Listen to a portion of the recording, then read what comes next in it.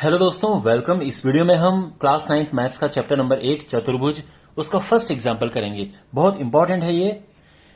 तो इसमें हमें ये शो करना है, हमें ये सिद्ध करना है कि किसी आयत का प्रत्येक कोण समकोण होता है।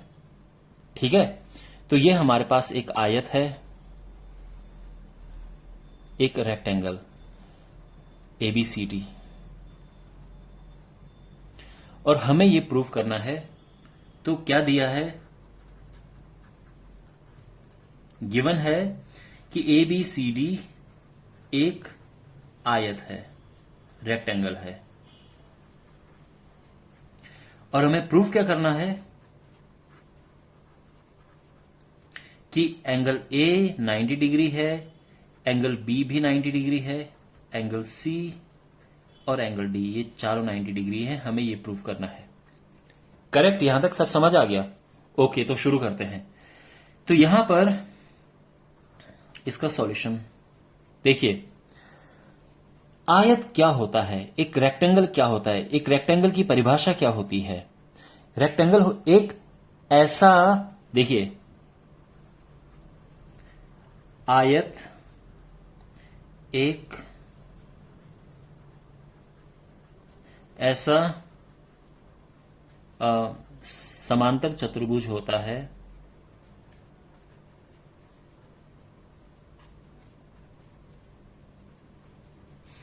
जिसका, ध्यान रखना ये लाइन, एक कोण 90 अंश होता है।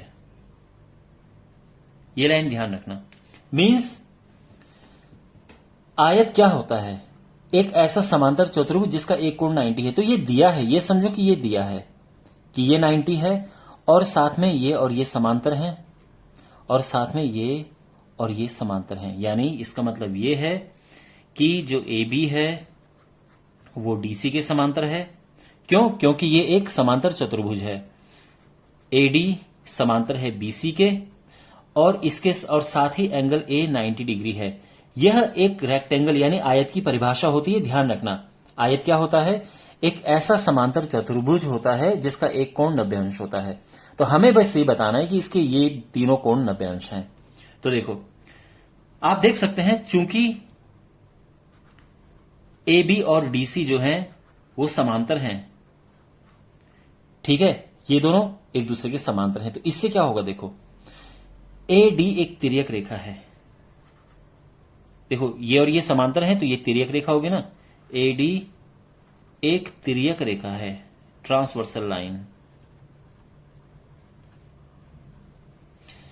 अब ये एक तिर्यक रेखा है तो इसका मतलब यह है कि इसको और इसको आप प्लस करेंगे तो 180 डिग्री आएगा। यानी angle A plus angle D ये 180 डिग्री। अब आप कहोगे कि सर ये कौन सा नियम हुआ? तो नियम ये है कि तिर्यक रेखा के एक ही तरफ के जो अंतः कोण होते हैं उनको प्लस करके 180 आता है। तिर्यक रेखा के एक ही ओर के कोणों का योग 180 अंश होता है। ठीक है, तो this plus this is 180 degree, ये नियम याद रखना। तो अब ये तो पहले से ही 90 है, अब ये 90 उस तरफ जाएगा तो माइनस हो जाएगा, और D भी 90 डिग्री आ गया। इतना समझ आ गया? इसके बाद आप लिखेंगे क्या? अब BC भी तिर्यक रेखा है, और देखो इसके बाद हम यहां पे सॉल्व करते हैं। ठीक है, देखो, अब इसे 90 करना है तो इसके लिए क्या करें?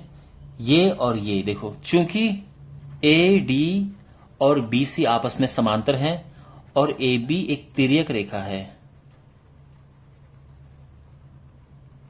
तो क्या होगा? इसको और इसको प्लस करके 180 डिग्री आएगा। और रीजन क्या लिखेंगे?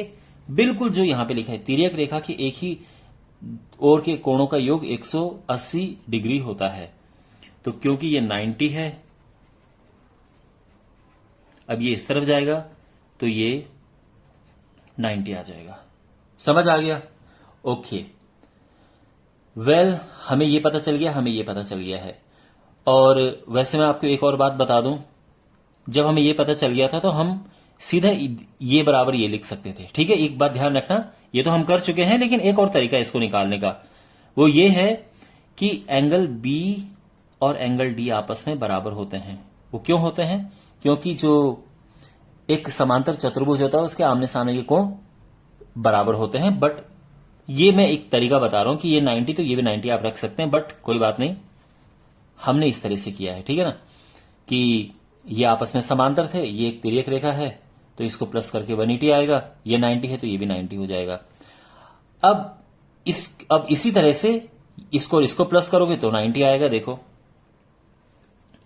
इसी तरह इसी प्रकार से बी और सी को हम मिलाएंगे तो 180 आएगा। अब बी तो 90 है वो हम निकाल चुके हैं,